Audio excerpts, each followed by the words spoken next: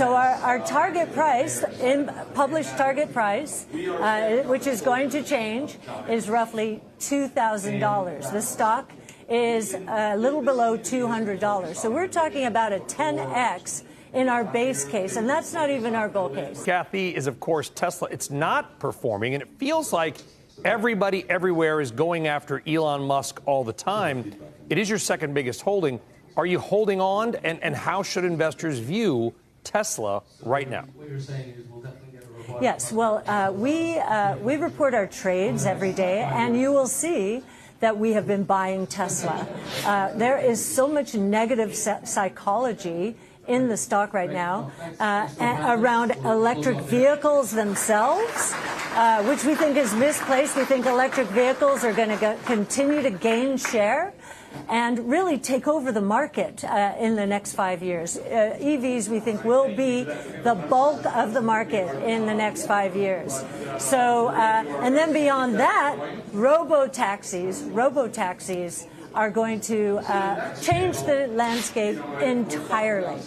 So our target price, published target price, which is going to change, is roughly $2,000. The stock is a little below $200. So we're talking about a 10x in our base case, and that's not even our bull case. But what I'm saying for the viewers is I'm not saying go here right now and YOLO Tesla. What I'm saying is one of my strengths is position sizing, risk management, and that's what you want to do here. We started a starter position. I would like to build further into this. First, when a stock is falling out, you want to see it hit technical support and respond. It did that. Several big technical supports down there. Now, yes, they've slashed adjusted EPS. They've slashed revenue guidance.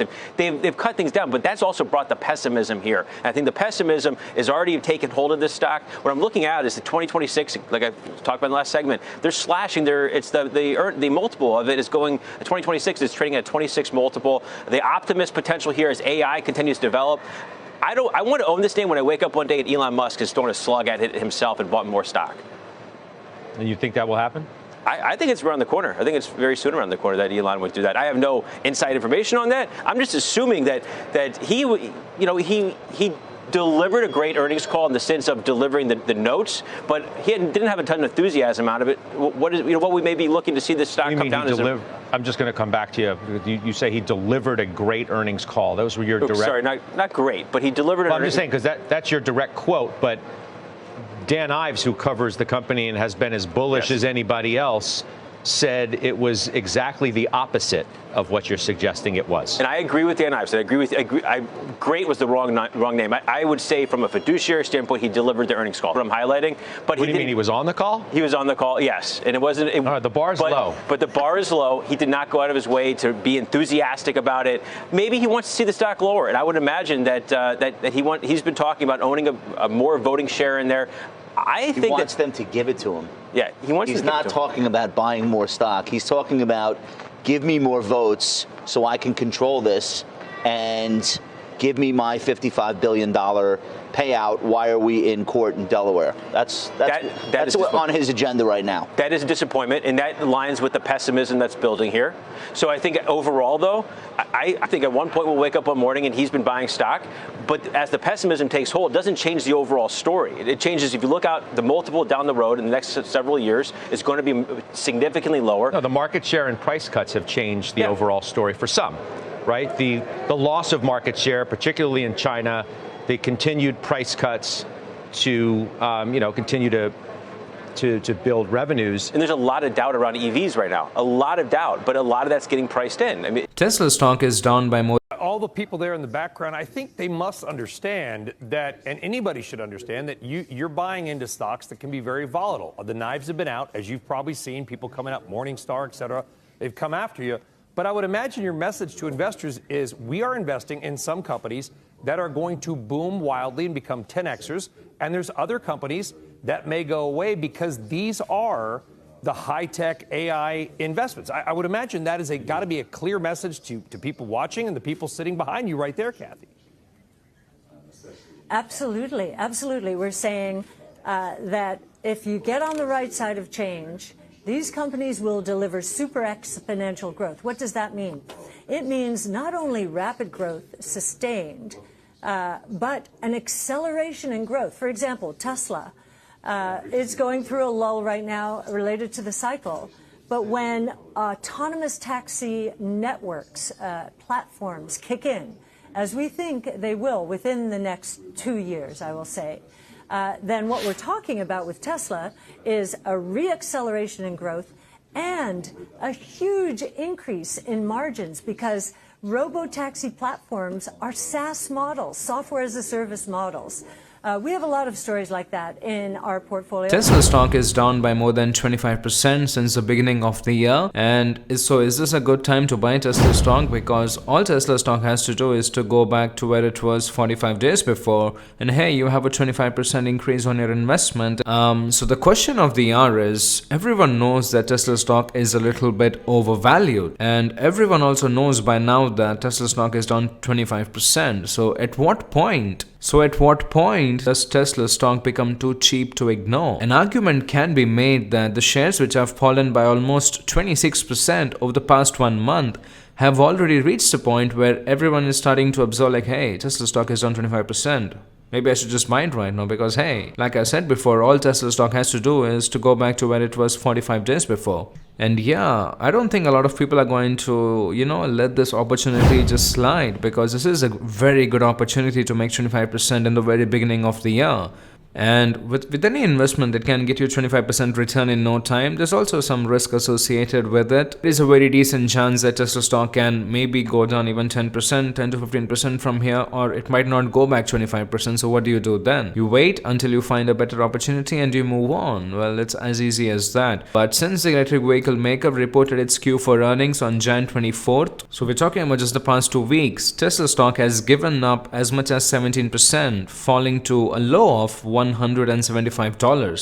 And while Tesla stock has recovered a little since then, reaching an all-time high of 194, there is still a 37% gap from its 52-week high of $299. And this includes a 20% decline in 6 months, while the S&P 500 index is up 12.5%. Well, in the past 6 months, if you've held down to Tesla stock, your value has gone down by 20%. And if you had just invested that money in S&P 500 index, well, your money would have been up 12.5%. So what do you do? Like, even a very safe investment like S&P 500 index could have gotten you 12.5% in the past 6 months. If you ask me personally, if you can get your investment up by 30% on a year-to-year basis, you're doing fantastic. So S&P 500 index just gave you half of that. So what do you do? And as it stands currently, Tesla stock is down 26% year to date. And for investors who are waiting for the dust to settle, there are still plenty of reasons to expect Tesla stock to go higher. The stock has gotten grossly oversold as a result of Tesla missing Q4 estimates on both earnings and revenue.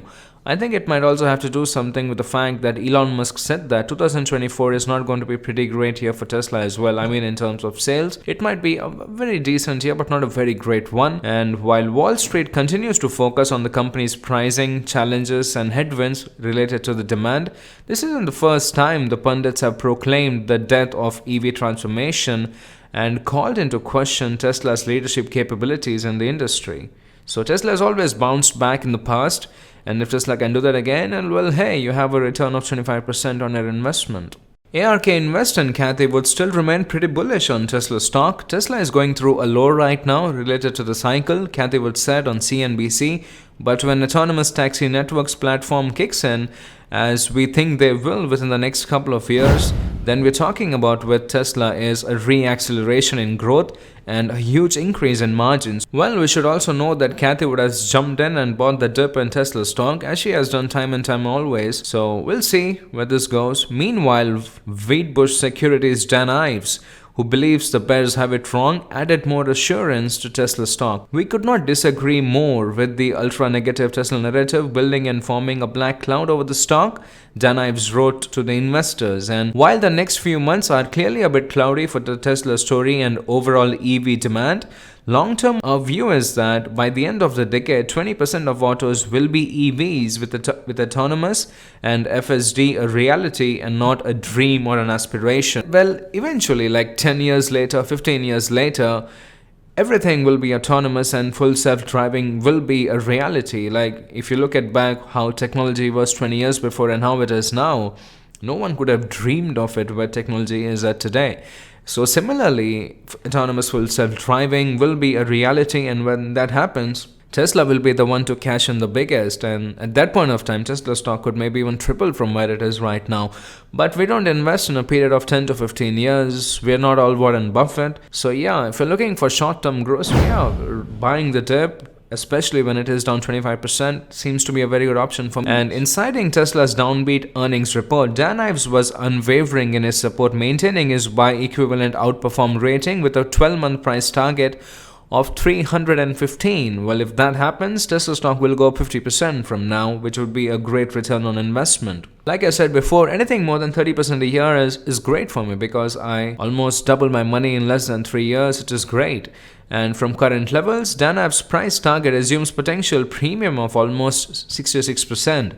And to be sure, there are still critical questions that Tesla must answer for the investors, namely the outlook for margins after price cuts in several markets. Now, we should also know that Tesla had to make several price cuts for the number of sales that it did this year, and also a lot of revenue and the profit for Tesla came from the tax cuts. So we should see where Tesla would be without all that. And this is where the company will need to show revenue in high margin services business, such as its full self-driving software, which is poised to re-energize the company's profit margin. And I think it's safe to say that right now, Tesla is betting heavily on full self-driving software, which will be the birth of autonomous vehicle evolution and is designed to automate Tesla vehicles so they can operate without a driver behind the wheel.